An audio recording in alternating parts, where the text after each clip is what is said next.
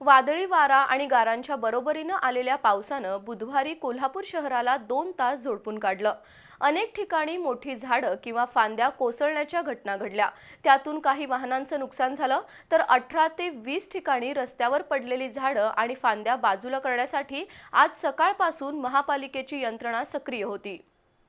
बुधवारी दुपारनंतर सोसाट्याच्या वाऱ्यासह आलेल्या पावसानं कोल्हापूर शहराला झोडपून काढलं।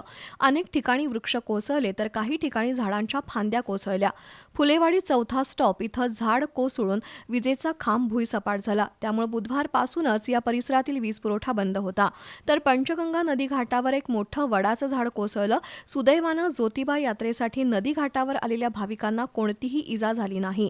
तर शास्त्रीनगर इथल्या छाया हाऊसिंग सोसायटीमधील एका घरावर झाड कोसळलं।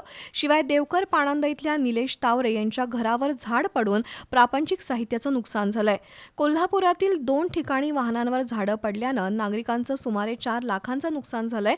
तर फुलेवाडी गणेश मंदिर, राजारामपुरी 10वी गल्ली, राज्योपाध्ये नगर, बालाजी पार्क, नागाळा पार्कातील मेरीवेदर ग्राउंड रोड, कसबा वावड्यातील राजाराम बंधारा, दत्त मंदिर, उद्यम नगर, सावित्रीबाई फुले हॉस्पिटल रस्ता, जावळाचा गणपती ते रंकाळा स्टँड रोड अशा 22 ठिकाणी बुधवारी वृक्ष आणि फांद्या कोसळून नुकसानीच्या घटना घडल्या।